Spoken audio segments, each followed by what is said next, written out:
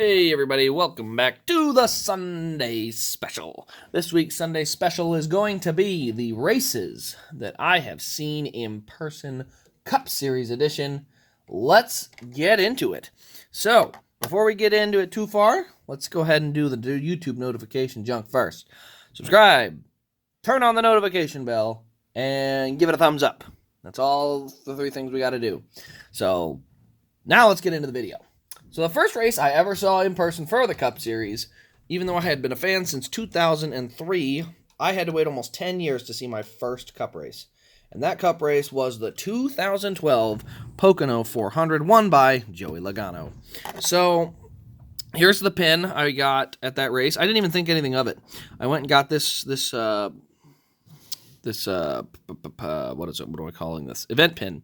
I got this event pin at the gift shop, and after I did that, I was kind of like, you know what, I want to get the pin from every race I've been at. So I have this pin, and that's kind of one of the coolest pins there was, because I mean it's like multi-layered and just, I don't know, pretty neat for me. But I did pick up that pin. Then I hadn't actually gotten this race win. I didn't get this till a couple years ago. Somebody was selling all their Joey Logano cars and had all of his wins customized. And so luckily, I got this one and the Kansas one back to back. And it was dual autographed. So I got Joe Gibbs' signature on the back here. Joey Logano's signature is on the front. We have the KVK custom thing here in the rear. He made this car, whoever he is. I actually don't know him. I've never had a car made directly. I've just bought all of somebody else's cars. And then you can see just on the front, we got a little bit of dirt and buildup. Same thing on the hood. It's just kind of speckled around. It's also on the roof and on the deck lid, on the back. There's a little bit of markings you can see. So just overall, pretty dirty. You can see the windshield banner up there. You get to the right side. You can see, some marks by the wheel wells on each side from the burnout on the rear here. And then the tires are also very, very wore out. So you can see they're kind of sanded down into powder. So tires are awesome on this one. We do also have it's a basic 2012 car, so there's nothing crazy as far as like the detail. The window net is down, so that's just kind of the way that he did customs at that point, or some of them at least. But yeah, that's the 2012 Logano. That was the first race I ever saw in person. Casey Kane wrecked out. He was actually really fast, and going 3 wide for second, I believe, got contact made and it cut a tire, and he hit the wall in turn 2 the next lap. So unfortunate, but he did have a good run going, and unfortunately that's a trend I saw a lot going to races. So the next race is going to be a very infamous race for anybody who remembers the Logano Kenseth incident. Kenseth. Can't say things today. Kenseth incident. 2015, Joey Logano, Kansas win. So this one here was in the round of 12. Joey Logano basically was doing really, really well in that race, and then he was catching Matt Kenseth. Kenseth looked like he was going to try and win it, and so then he tried to throw a block, and Logano dumped him off into the corner and brought out a green-white checker. Logano held on for the win. Casey Kane actually finished 4th in that race, which was one of his best runs of the 2015 season. So I did get to see one of his better runs there. But overall, this you can see here where we got the shredded tire from the burnout. It's actually rubbing on the corner panel, so it's having a little trouble getting that up in there, but you can see the shredded tire there, and then the corner panel kind of burned off it. Playoff banner, a little bit of confetti all just around there. It's blue and yellow, which is normally not the Kansas color, but this is definitely Kansas damage right here, because he got fenced when he was trying to pass Kansas. I shouldn't even say he got fenced. He kind of fenced himself. He was not there. He just kept moving to the right. But anyway, we're not going to go into that. But anyway, you can see we got the wall marks on each of those, and then the scrape down the right side here. So that's kind of the cool damage. Also, obviously, the tires. Again, that's one thing that the KVK customs always seem to have, is really good tire detail. Especially on these burnouts. So overall, you got the winter stickers and some other customized things, but these two are both customs that I had to have because they didn't make either of my first 2 race wins that I saw in person. So luckily I was able to find these as a custom. So that is number 2 on my list of the second race I ever saw in person. So in the first I didn't even show you this. There's the race pin from that, because I did get these. So Hollywood Casino 400, October 18th, 2015 at Kansas Speedway. But yeah, I as a fan from 2003 to 2016, I had only been to 2 races in like 13 years. So then I would go on to have 6 races in 2 years. So I made up for it, believe me.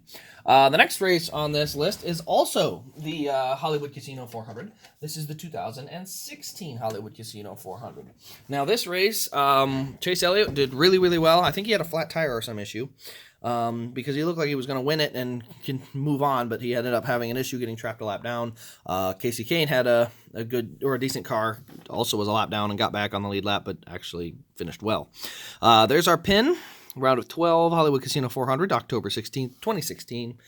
And this is the Outback car.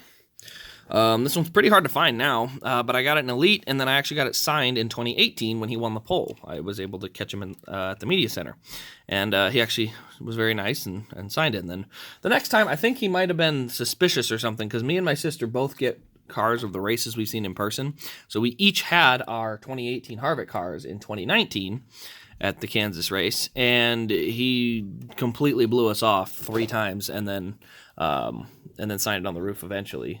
So, you know, as I said, it'd be one thing if he, had just kind of skipped his way through the crowd, but he hit every single other person. So, again, he might have been thinking that they were like for resale or something, so he didn't want to sign them, which I kind of get, but at the same time, it's we both get Elites for our collection as far as the ones we've been to in person. So that's why we each had one. So it may have looked a little goofy, but it wasn't. Anyway, let's get on to the splitter here. We got the playoff splitter, a little bit of dirt on there. Got the signature on the windshield. I also have the playoff banner.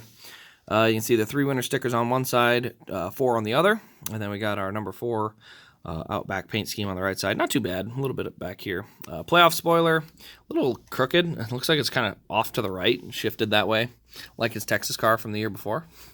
But yeah, that's a little wonky. But the other thing is he did actually blow the fender through the like window here, so that's a little bit of detail that's pretty cool. But yeah, I added a black antenna to this one. I just think it looks better. So this is just one of those cars that get to see for my 3rd win. So it's not the only time this car is going to be on the list. It's actually going to be only the first of a few.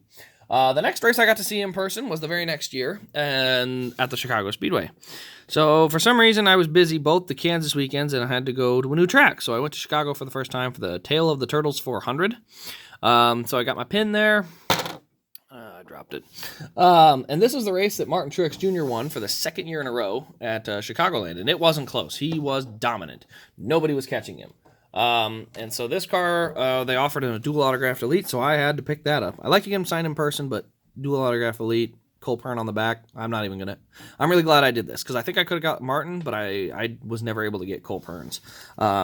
So we've got the rear end blown out of it. We got the playoff banner, Martin Truex Jr. signature. The Chicago win is frankly one of the best wins of his 2017 season. I think the Vegas win might be better, and maybe the Homestead one, but this is at least 3rd on the list with the blown out rear end, plus you get playoff banner markings. And so you get the green splitter, the green marking, and the green spoiler, like the banner. So I added a black antenna to this one as well. And then, as I said, dual autograph on each side. So let's go to the right side. We got that area is blown out as well with a chewed up tire there. So that's the 4th race I've ever seen in person. Kind of boring, but not terrible. I mean, it was my first time at Chicago, so I had appreciation for it. But it was by far the worst race I've seen in Chicago, because I've only seen 2. And the other one was 2018, which was one of the greatest Gen 4 or Gen 6 car races of all time. Next on the list is 2018, and this is the first year I had gone to multiple races in a season. I went to 3 races, 2 at Kansas and 1 at Chicago. So the first one we're going to look at is the Kansas one. This is the Kansas Speedway pin. They did not make the actual event pin, so I had to just pick this up instead. Unfortunately, the story behind this one is that they had a late sponsor come on board, KC Masterpiece, and they didn't have time to make pins. So that was unfortunately the only thing I was able to get. But this was also won by Kevin Harvick, and the original car I had got signed on the roof. I turned around and did sell it on eBay because it was signed on the roof, and basically decided unless I can get it signed on the windshield, I might just leave it as is. I'd like to get it signed on the windshield and eventually have all my ones I've seen in person signed on the windshield, but I also don't want it to get signed on the roof and then have to go get another one. So hopefully I can catch them in maybe more like an appearance. I'm not going to try and catch them in the garage anymore. So But anyway, yeah, this car, this was actually a really great race too. I think people kind of forget how underrated Kansas is, because this race came down to like a 12 lap run to the finish, and Truex and Harvick were side by side through 3 and 4 coming to the white flag. So yeah, I mean, this race was fantastic. Harvick was good and dominant. Truex got up there with some pit strategy. William Byron had a crazy wreck on the front stretch. So, it's one of those things. Kansas, if you look back, Kansas has had a lot of good races. So anyone that says mile and a half suck, you obviously haven't seen many Kansas wins back to back, because Kansas has crazy wrecks, good racing. It's my opinion, the best mile and a half consistently. But anyway, that's the 2018, the first car from 2018. And the second car from 2018 is going to be, I think I'll show the other one off. Yeah, I'll show this one off first. This was the Overton's 400 at Chicagoland, July 1st, 2018. Come on, there we go. Overton's 400, July 1st, 2018. And this is the finish. This car. So yes, this is probably one of my favorite cars. This is one of my favorite finishes. Kyle Busch and Kyle Larson just duking it out. It was fantastic. The damage was good. I mean, I can remember seeing the car come to the finish line, and I was just happy. I was thinking, oh my gosh, this race one's going to be so cool. But yeah, you can see the right side all scraped up down there. The right front was actually blown out of the car. It was literally like flopping around in the fender here. So when he stopped, the tire was sticking out of the fender. Also put a black antenna in there. I used a lot of the old, I think 2011 and 2012 came with black antennas, so I just got a bundle of those and put them in my cars. I think they look better. But yeah, the race damage is good on this one. It was a great memory. This was a fun race. Hot, super hot race, though. This race was literally with about 50 to go. The breeze started picking up, which was really nice and helped cool everything down. But it was so hot. It was like 105 degrees. And then when the breeze came in, it was nice. And then right after the race ended, and I mean right after, like they're pushing the car to victory lane and it starts downpouring. So they moved it to the garage area. And so we were lucky to get the race in. The very next year was the same issue. It was really, really hot. Unfortunately, it rained and then got delayed, but Alex Bowman got the win. So I wasn't at that race, but Chicago in the middle of the year was a bad idea. It's too hot. You got to have it at night. Then we got the Kyle Larson runner-up to that finish. I actually got this signed at Kansas in the garage area. Kyle Larson's always pretty sweet. So you can see the right side damage on this car here and here. And then the left side's actually pretty clean. He kept all of the stuff on there. Bumpers are in pretty decent shape. Little ding on the rear. But overall, this paint scheme is just pretty cool. Obviously part of the finish. So I had to get this one. Roof camera and everything. But I had to get this car strictly because of the finish of that race. Because it was such a cool finish. And the next one on this list is probably my favorite diecast in my collection. Not my most expensive. Probably not my hardest to replace or anything like that, like unique wise, but this car is my favorite for a multitude of reasons. It's the 2018 Chase Elliott Kansas win. And this is the first time I have ever gotten to see my guy win in the Cup Series. Now, I have seen my guy win in the Truck Series like 4 times. I kid you not, Brett Moffitt has won in front of me 4 times because he kept winning at Chicago and Bristol and the tracks I go to. So it's a nice deal. But there's our Hollywood Casino pin for the 2018 race, Hollywood Casino 400. That is my 3rd Hollywood Casino 400 I've been to. And then, what else do you say? This car, I got it signed at Bristol. It was my favorite race I've ever seen, was the Bristol night race where DiBenedetto and Hamlin dueled it out to the end. The experience being at Bristol for the first time was just...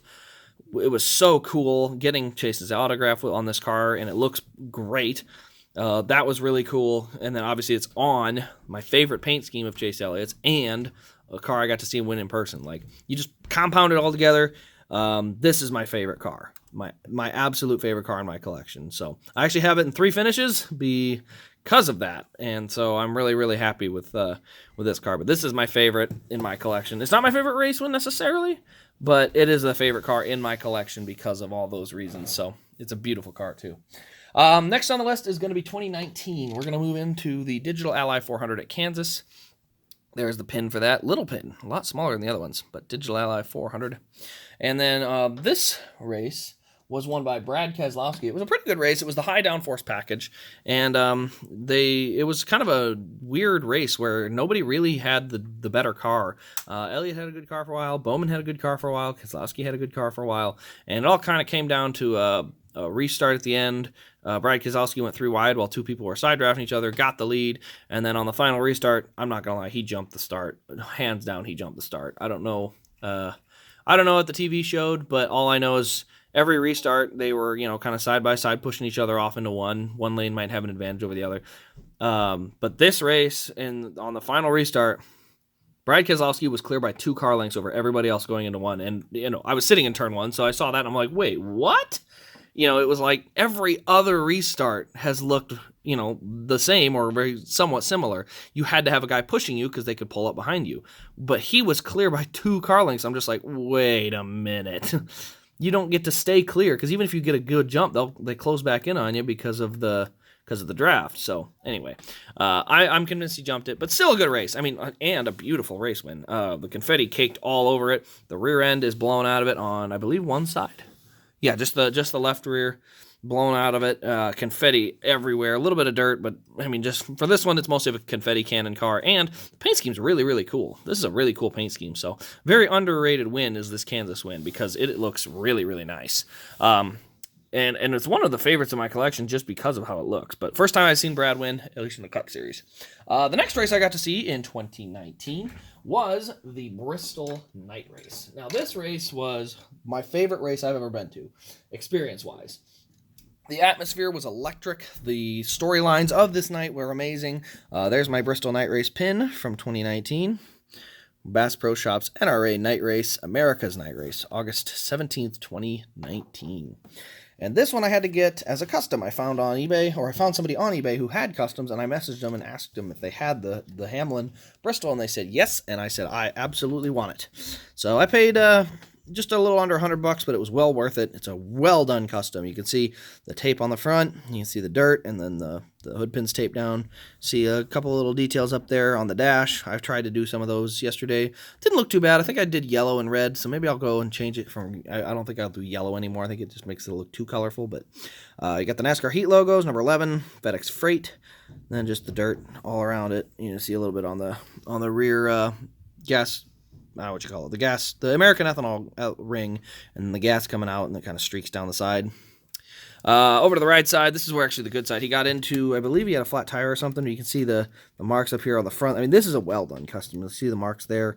You can see just the different, looks like tire damage and wall scrape there, wall scrape down there, and then back here it's also scraped the wall. So very, very cool custom. I'm really glad I was able to get this car because this is a really cool car, and it was a great race. Obviously heartbroken. I was so sick leaving that track, and I was really unhappy with Ryan Newman because I was sitting in turn 3 and 4 when he fenced DiBenedetto, and I knew after that moment when I saw DiBenedetto like losing a lot more ground to Hamlin, I was like, oh crap, he's got damage. And sure enough, he had damage and lost the race. But yeah, I was very, very unhappy. I actually got Ryan Newman's autographed at a Bass Pro Shops earlier that day, so I wanted to like him, but then he did that, and I was not happy. I was very disappointed with that because it cost DiBenedetto a race, and it was just, I mean, I am convinced Hamlin would not have caught DiBenedetto because DiBenedetto's car was as fast as Hamlin's. He was not gaining until the Newman contact.